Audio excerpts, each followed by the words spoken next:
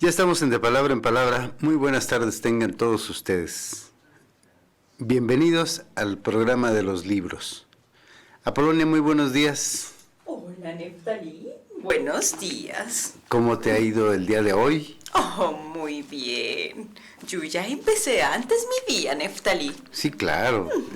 ¿Te levantaste temprano? Oh, sí, desde temprano me tomé mi café, Neftalí. Pues yo todavía tengo aquí café, fíjate. Oh, este es el segundo. El mío es como el tercero. Pero bueno, muchas gracias a Luna Mía Café que nos invita a nuestro café todos los jueves. Y que no falla y que además está bueno y que, bueno, nos despierta. Hoy en Luna Mía Café habrá Basta de no leer y leeremos un cuento de un autor mexicano que ahorita vamos a decir quién es. Y bueno, pues ya platicaremos de este autor magnífico. Juan José Arreola. Yo sí lo sabía, Neftalí. ¿Ya sabías? Ah, bueno, viste el anuncio en las redes, seguramente, ¿no? Sí, Neftalí, estoy muy emocionada de que sea jueves. Sí, lectura en vivo y en voz alta de un cuento, y es un cuento maravilloso que se llama El Guardaagujas. Ya platicaremos de ese cuento, que es un cuento, uno de los mejores cuentos fantásticos, ¿no? Y bueno, pues le damos los saludos. Muy buen día, Dani. Muchas Hola. gracias, que ahora es nuestra productora, ¿no? Carol, muy buenos días. Que fíjate que Carol fue a la marcha. Oh. Fue a la marcha del 8 de marzo, Día de la Claro. Mujer, Día Internacional de la Mujer. Y bueno, pues fueron muchas mujeres a marchar. Muy bien. Pues comenzamos con un poema, ¿qué te parece? Bien. Lo tenía aquí vamos a leer un poema de Javier Villaurrutia. Javier Villaurrutia es un poeta mexicano, que perteneció a una generación literaria, dice Alichu Macero que es una generación unida por voluntaria afinidad de propósitos y de gustos. Hizo de la poesía mexicana un renovado instrumento de expresión. Esa generación llamada Los Contemporáneos, de quien el más joven era Elías Nandino, con quien yo alguna vez tuve el gusto de tomar un taller, estar ahí cerca de Con Elías Nandino. Con Elías Nandino, que le debemos una mención importante y una lectura de sus poemas. Hay que traer unos poemas de Elías Nandino, leemos y hablamos de él. Oh, por supuesto. Que por cierto era médico. Y bueno, era muy amigo de Javier Villaurrutia, Xavier con X. Bueno, Javier Villaurrutia, fíjate que él nació en 1903 más o menos, murió en 1950. Es de la generación de, bueno, en esa generación se cuenta a Jaime Torres Bodet, se cuenta a Carlos Pellicer, a José Gorostiza, el autor de Muerte sin fin, nada menos, Gilberto Owen, Bernardo Ortiz de Montellano, Jorge Cuesta, Enrique González Rojo, Salvador Novo, Julio Torre y Javier Villaurrutia. Leemos Nocturno de la Estatua, está dedicado a Agustín Lazo. Soñar la noche, la calle, la escalera y el grito de la estatua desdoblando la esquina. Correr hacia la estatua y encontrar solo el grito, querer tocar el grito y hallar el eco, querer asir el eco y encontrar solo el muro, y correr hacia el muro y tocar el espejo, hallar en el espejo la estatua asesinada, sacarla de la sangre de su sombra, vestirla en un cerrar de ojos, acariciarla como a una hermana imprevista y jugar con las fichas de sus dedos y contar a su oreja 100 veces, 100 veces, 100 veces, hasta oírla decir: estoy muerta de sueño. Qué poema, ¿no? Ay, Es un gran poema de Javier Villaurrutia. Hay un nocturno que tiene una polisemia muy bonita y el bosque madura. La voz qué madura. que madura. Es una polisemia en cuatro versos, ¿no? Muy, muy, muy bueno ese poema. Nocturno en que nada se oye, se llama. Pues bien, Apolonia, hoy tenemos algunos libros pendientes de cuáles hay que hablar. Ay, sí, Neftalí. Y fíjate que ahora me encontré... esa reliquia que es, Neftalí. Si te digo, te vas a emocionar. Me huele a muy antiguo, Itsuri Neftalí. y tú se van a emocionar. De verdad. Es un libro es una edición, bueno, no digamos que es una edición de 1980, fíjate. Este libro lo compré en ese año justamente. Y es Las crónicas y reportajes de Gabriel García Márquez, editado por la editorial colombiana La Oveja Negra. Entonces es una edición colombiana. Yo disfruté la lectura de este libro. Fíjate, te voy a decir por qué. García Márquez hizo periodismo y escribía, pues trabajaba para un periódico, se ganaba la vida así,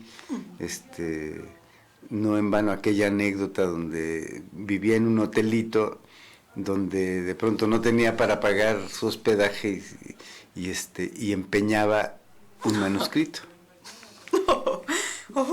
Empeñaba el manuscrito, fíjate, para pagar su hospedaje. Y el del señor del hotel se lo recibía porque pues creía que eran papeles muy importantes. Y claro que eran importantes. Y vaya que eran importantes. ¿Sabes qué novela era? ¿Cuál? El otoño del patriarca, nada menos. Empeñó el otoño del patriarca. Entonces hay muchas anécdotas de que el señor del hotel lo leía, ¿no? Y entonces cuando ya fue muy famoso García Márquez, un día llegó con un ejemplar del otoño del patriarca y dice que se lo dedicara y le cuenta la anécdota. ¿Qué cosas, no? No, sí, Neftalí. Hay otra cosa, ahorita que hablemos de Juan José Arreola, referiremos esas obras, esas grandes obras, antes de ser publicadas, cuántos obstáculos tuvieron para escribirse, para que las publicaran, ¿no? 100 años de soledad, sé yo que fue rechazada. No, ¿De verdad, Neftalí? A mí me gustaría saber quién la rechazó, ¿no? Vaya. Como ya diremos también, qué decían de Juan Rulfo y Juan José Arreola sus enemigos, ¿no? Bueno, este libro de crónicas y reportajes, que debe estar recogido pues en otras ediciones, estoy seguro. Estas son su trabajo periodístico que García Márquez hacía. Era muy curioso porque de pronto en una entrevista García Márquez dice: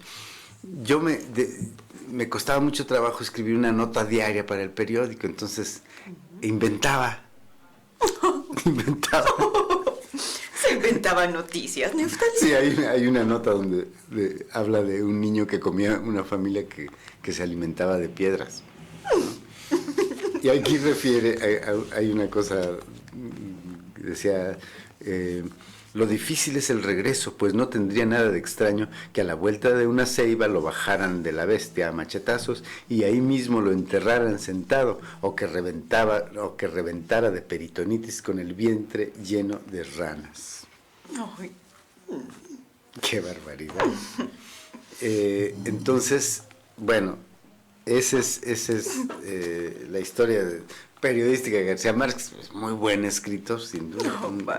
Una de las mayores, las prosas más hermosas de la literatura en español, ¿no? Estoy de acuerdo. Es delicioso. Entonces, bueno, este libro recomiendo que lean.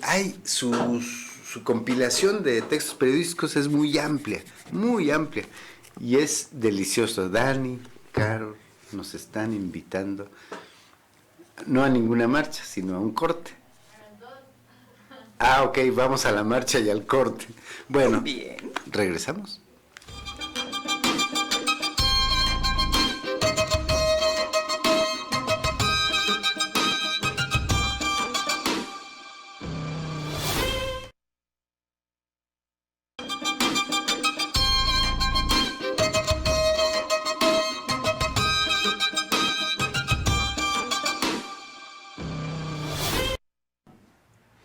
Ya estamos de regreso.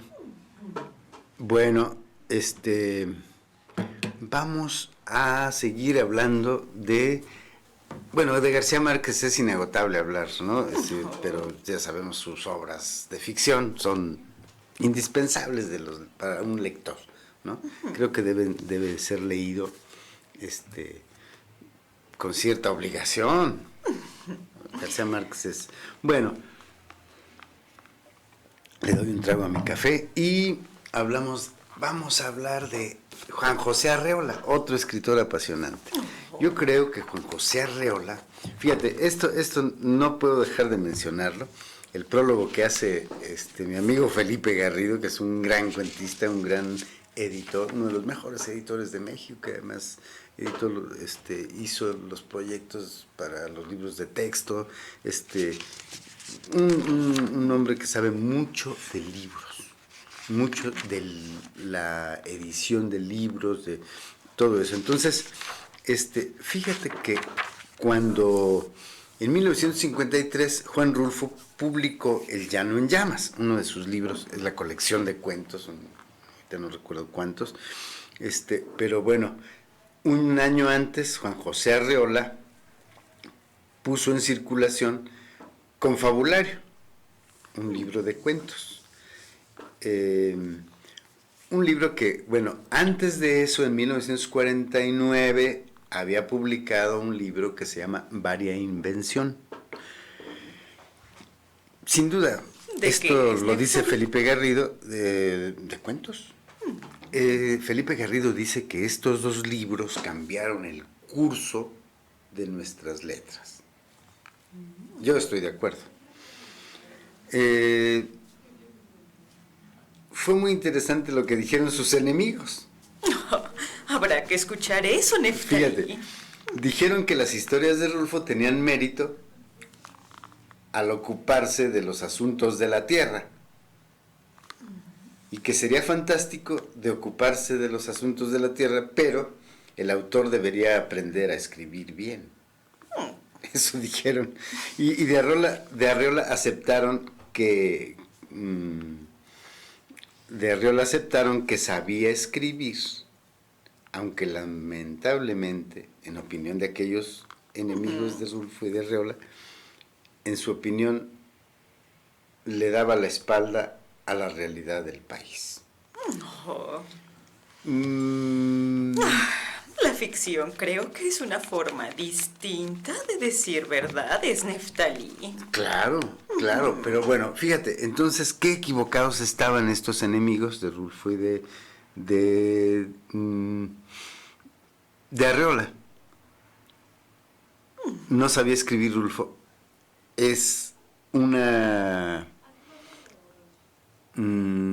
Rulfo estaba inaugurando una forma con mucha dignidad de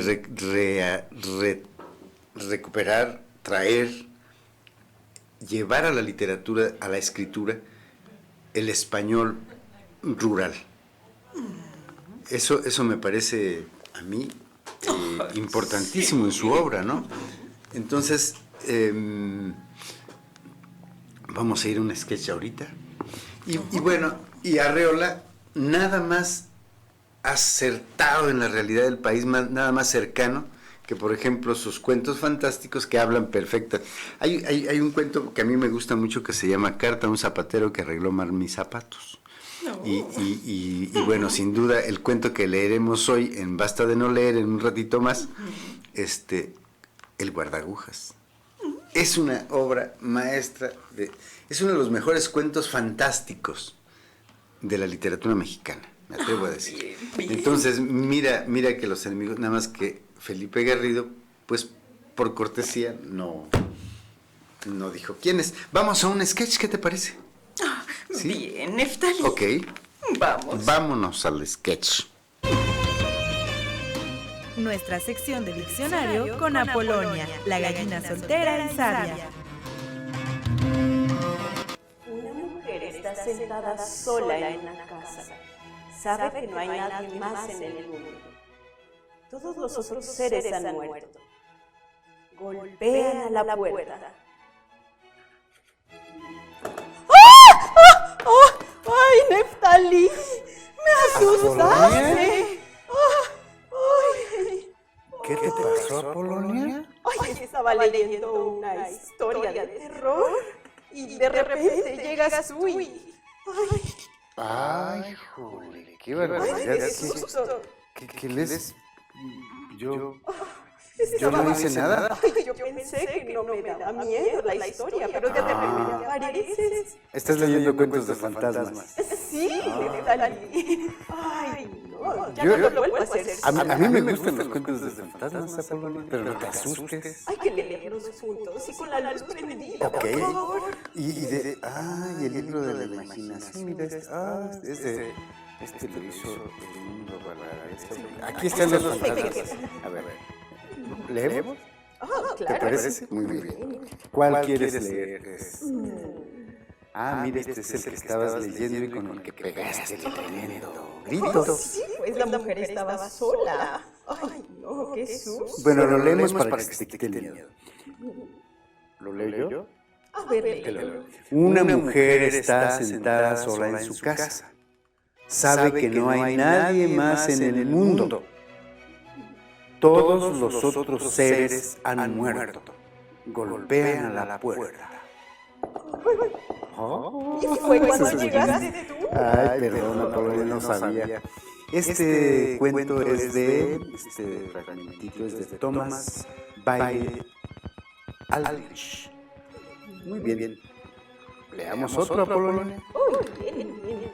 ¿Te gustan los fantasmas en la Solo en la realidad? literatura, Ok. ¿Cuál quieres? Este. El de final para un cuento fantástico. Ok. Es de E.A. Ireland, de Visitations. Ok. Bueno. Empiezo yo. Ok. ¡Qué extraño! Dijo la muchacha avanzando cautelosamente. ¡Qué puerta más pesada! La tocó. Al hablar, se cerró de pronto con un golpe. Dios mío, dijo el hombre. Me parece que no tiene picaporte del otro lado de adentro. ¿Cómo? ¿Nos han encerrado a los dos? ¿A los dos? No. A uno solo, dijo la muchacha. Y pasó a través de la puerta y desapareció. Era un fantasma. Así es. Ok. Entonces, ¿cuál otro leemos? Ya sé. Este último. La pregunta. La pregunta, ok. ¡Ay, este es de James Joyce! Es un fragmento de su novela Ulises, maravillosa novela. La novela de Ulises inaugura una forma nueva de la novelística en la historia. Bueno, ¿la lees? Claro. ¿Qué es un fantasma? Preguntó Stephen. Un hombre que se ha desvanecido hasta ser impalpable, por muerte, por ausencia, por cambio de costumbres. O sea, una persona que cambia de costumbres se convierte en un fantasma. Es el fantasma se siente del pasado, Apolonia. ¿Verdad? Definitivamente. Ok. ¿Qué otro quieres leer? Que te guste a ti. A ver. Lee este pequeño. ¿Este? Sí. Ok. ¿Sería un fantasma? Al caer la tarde, dos desconocidos se encuentran en los oscuros corredores de una galería de cuadros. Con un ligero escalofrío, uno de ellos dijo: «Este lugar es siniestro. ¿Usted cree en los fantasmas?»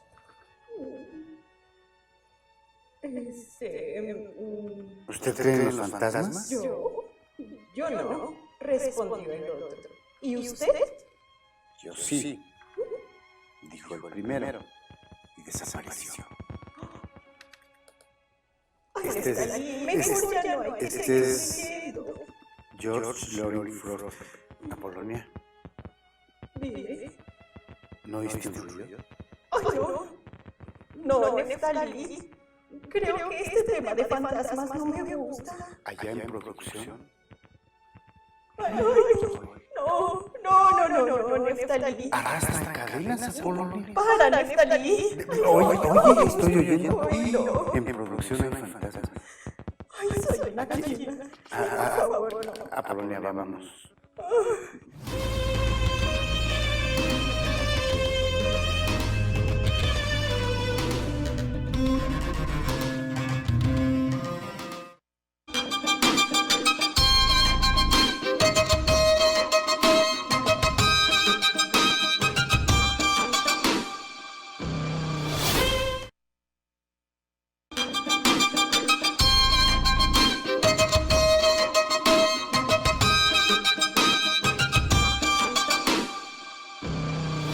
Deprimente. Bueno, este cuento es magnífico, Apolonia.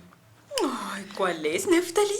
El título preciso es Carta a un zapatero que compuso mal unos zapatos. Que compuso mal. Que compuso mal unos zapatos. Luego dice: estimable señor, como he pagado a usted tranquilamente el dinero que me cobró por reparar mis zapatos, le va a extrañar sin duda la carta que me veo precisado a dirigirle. En un principio no me di cuenta del desastre ocurrido. Recibí mis zapatos muy contento, augurándoles una larga vida, satisfecho por la economía que acababa de realizar. Por unos cuantos pesos, un nuevo par de zapatos de calzado. Estas fueron precisamente sus palabras y puedo repetirlas. Pero mi entusiasmo se acabó muy pronto.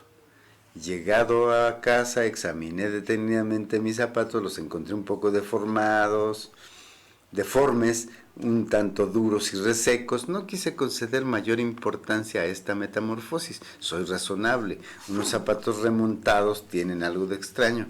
Ofrecen una nueva fisonomía casi siempre deprimente. Aquí es preciso recordar que mis zapatos no se hallaban completamente arruinados.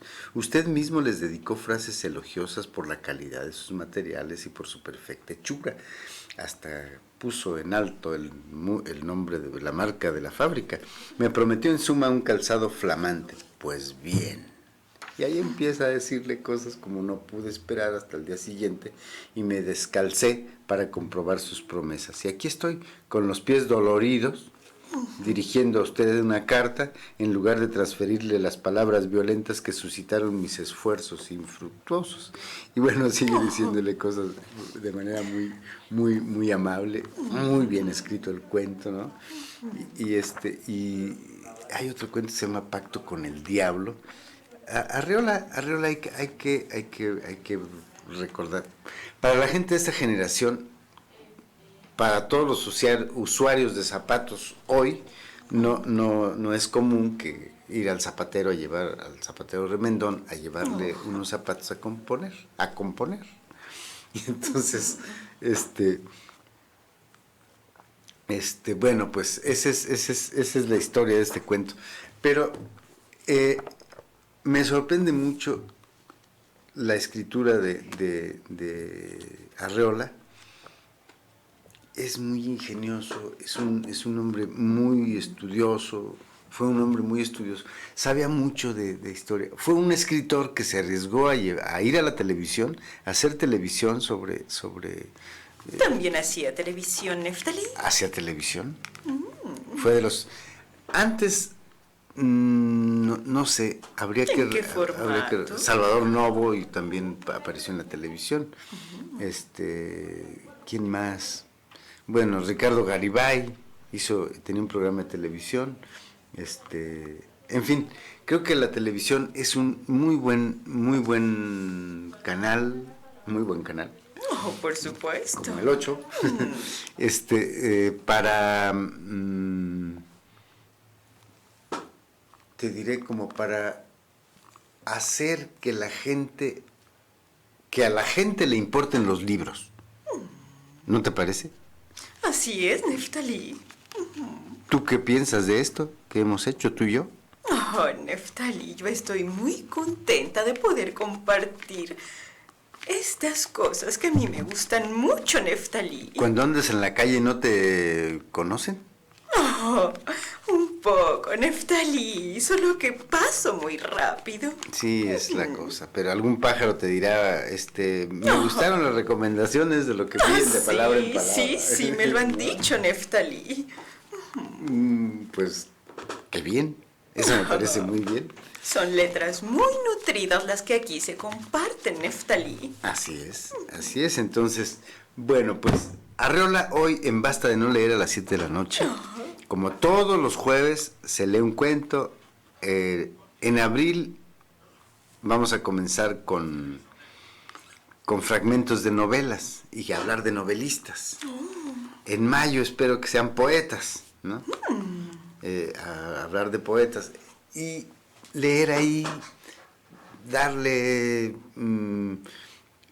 cuerpo a compartir, dialogar. Oh, Neftalí, son muchas cosas. ¿Sí? Entonces, bueno, eso es muy interesante. Hoy veremos a Arreola, pero vamos a ver qué otro libro nos queda pendiente de hablar. A ver. De él. Aquí hay, pues, tengo un montón. Neftalí. Ya me acordé. Teníamos aquí que me gusta mucho, un libro de entrevistas.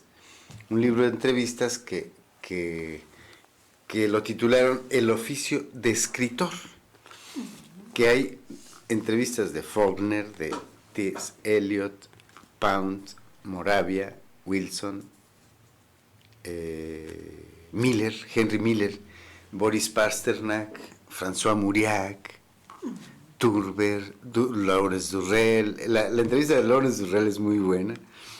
Thornton Wilder, Mary McCarthy. Aquí hay Catherine Ann Porter, Aldous Huxley, Forster, en fin, hay cosas, son entrevistas hechas por la Paris Review,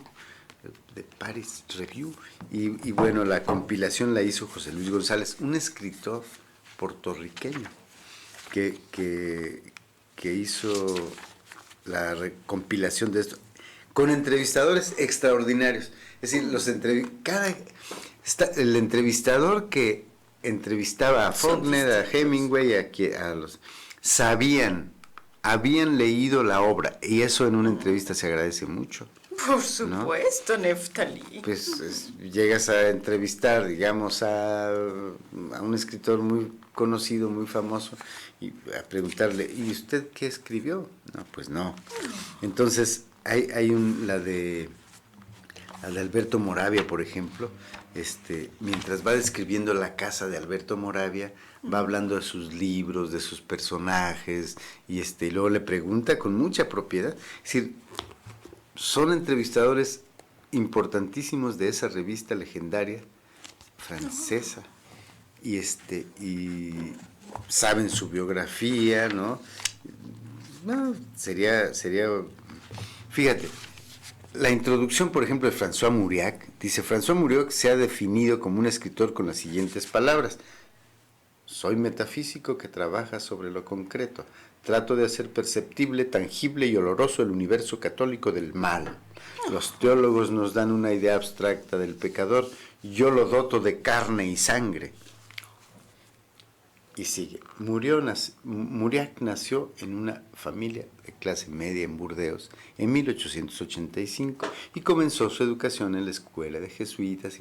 Y van hablando del autor de una manera muy puntual, muy bien informada.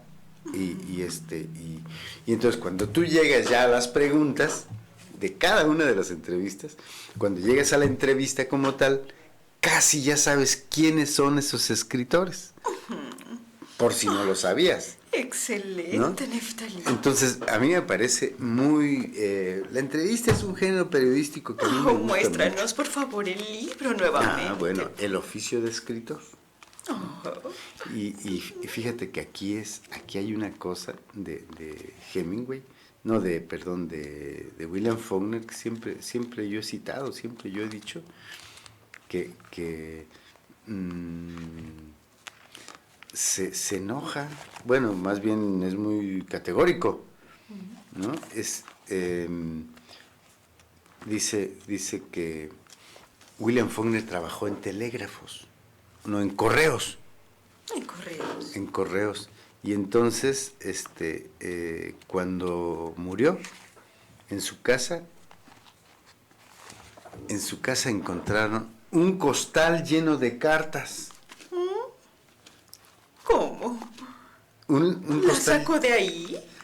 no, un costal lleno de cartas que le habían escrito a él, todas sin abrir. Salvo aquellas que traían un cheque, ¿no? Esas sí las abría, que la editorial, de pagos, en fin. Pero, ¿Por qué no las habrá leído, Neftalí? a decir de Javier Marías, que estudió muy bien a Faulkner, decía que seguramente tenía una mala relación con el correo. Es decir, tenía una mala relación con el correo porque trabajó en el correo. Y él dijo que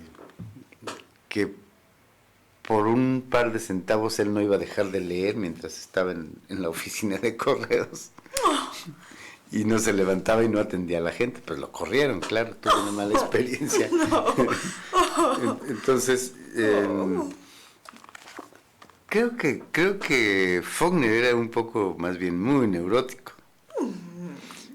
Su muerte sobrevino después de la caída de un caballo. Cayó de un caballo y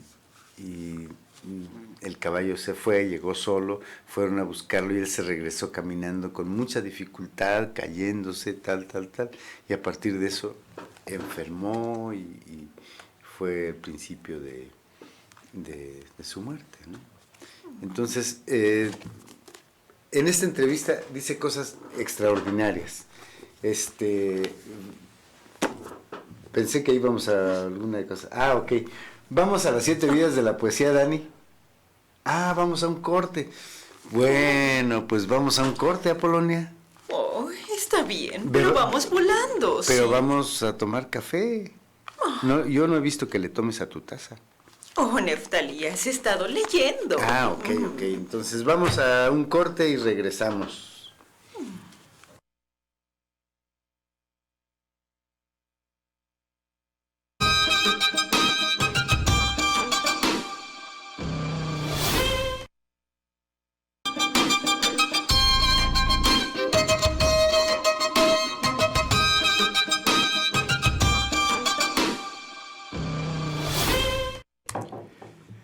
Ya estamos de regreso. Pues hablábamos de este libro importantísimo que me parece que para los escritores, y no solamente para los escritores, para los lectores.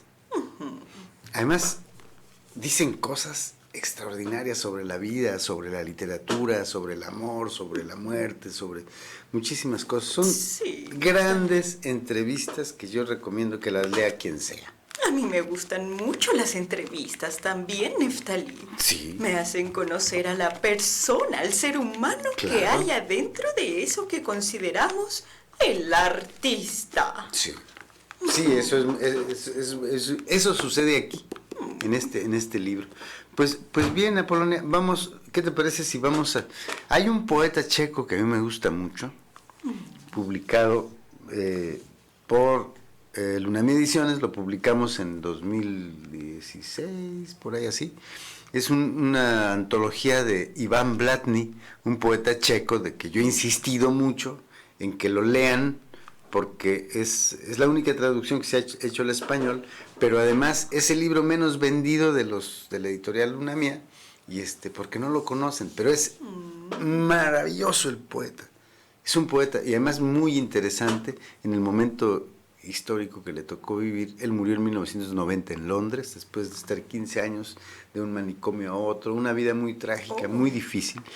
Y bueno, vamos a las 7 vidas de la poesía y yo leo ahí un poema de Iván Blatny.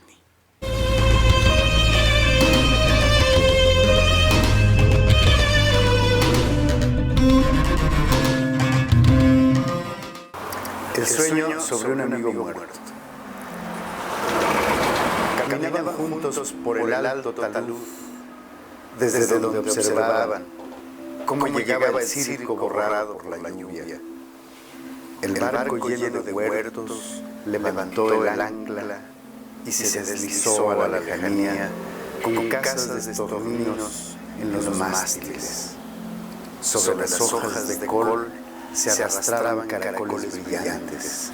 Caminaban con el amigo y las palabras tenían sentido. Desayunaron juntos ensalada de rosas, palabras en el ecuador del amanecer. Se entendían con la sonrisa, pero el amigo dio la vuelta y se fue en sentido contrario. Daba a entender algo con su mímica, pero no podía decirlo. Se quedó mudo. Ya no le entendía y le gritaba con horror.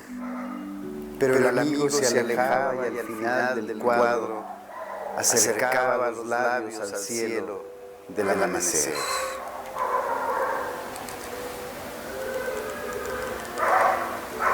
Codornices de plata. La noche es una bandera luctuosa que ondea sobre mí. El ocaso en silencio duerme en los encajes de la oscuridad. Estoy parado en un peñasco gris. Las semanas pasan y pasan. Tengo sueños hermosos como la superficie del estanque agitada por el viento desconocido. Su voz me invita a los banquetes, pero cuando despierto estoy solo. La noche es una curva ondeada con la que sueño el horizonte que vuela y las codornices de plata de las estrellas. Me duermo cuando la emperatriz, la luna, festeja su entrada triunfal. He leído un poema de Iván Blatny, poeta checo, nacido en Brno en 1919. Un poeta extraordinario de su antología Codornices de la Plata.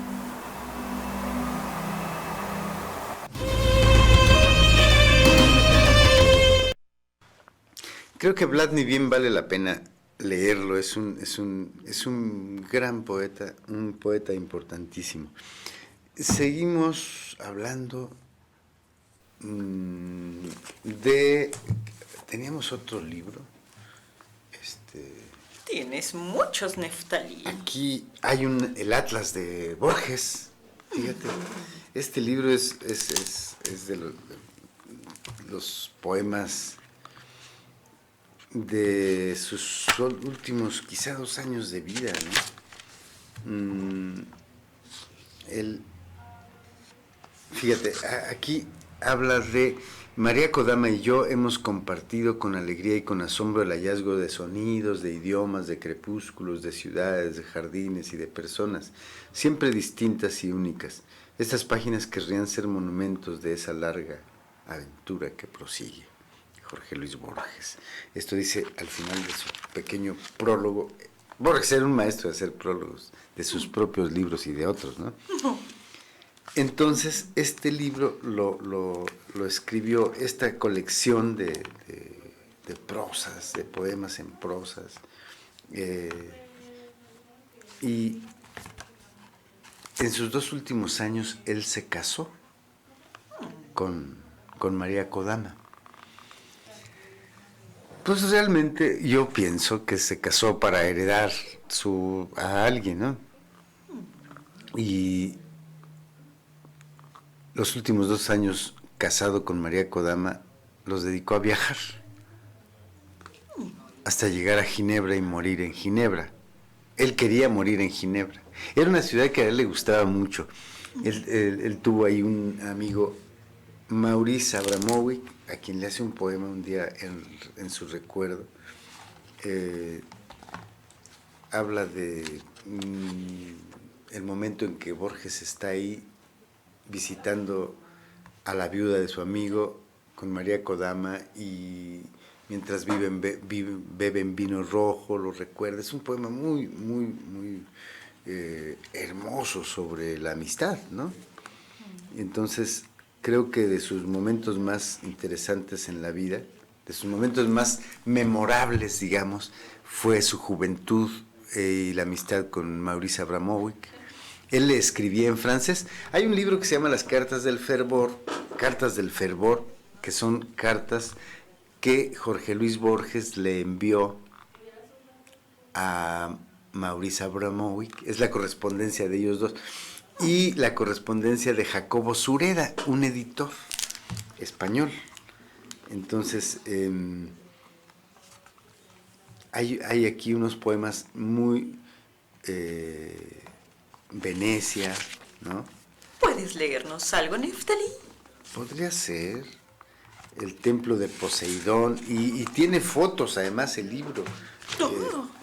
Hay una foto de Borges aquí con un tigre. Con un tigre. Con un tigre. Ya ves que él amaba el poema de William Blake, Tiger, que es un poema que él lo tradujo también, y le gustaba mucho ese poema. Y bueno, Borges escribió un libro que se llama El oro de los tigres. Aquí habla Mi último tigre. Fíjate, aquí está la foto con un tigre. Es en Japón la foto, según sé. Dicen que visitó un zoológico de Japón, y el director del zoológico de Japón dice que hay personas que tienen empatía con los tigres, pero son muy pocas. Y cuando el tigre se acercó a Borges, lo acarició con la cabeza. Fue muy, muy bonito. El cariño era mutuo, Neftalí. Sí, él amaba a los tigres. Te leo un fragmento, mira. En mi vida siempre hubo tigres. Tan entretejida está la lectura, tan entretejida está la lectura, con los otros hábitos de mis días, que verdaderamente no sé si mi primer tigre fue el tigre de un grabado o aquel, ya muerto, cuyo terco ir y venir por la jaula yo seguía como hechizado del otro lado de los barrotes de hierro. A mi padre le gustaban las enciclopedias, yo las juzgaba, estoy seguro, por las imágenes de tigres que me ofrecía. Recuerdo ahora los de Montaner y Simón, un blanco tigre siberiano y un tigre de Bengala, y otro cuidadosamente dibujado a pluma saltando, en el que había algo de río. A esos tigres visuales se agregaron los tigres hechos de palabras, la famosa hoguera de Blake, Tiger, Tiger, burning bright, y la definición de Chesterton, es un emblema de terrible elegancia.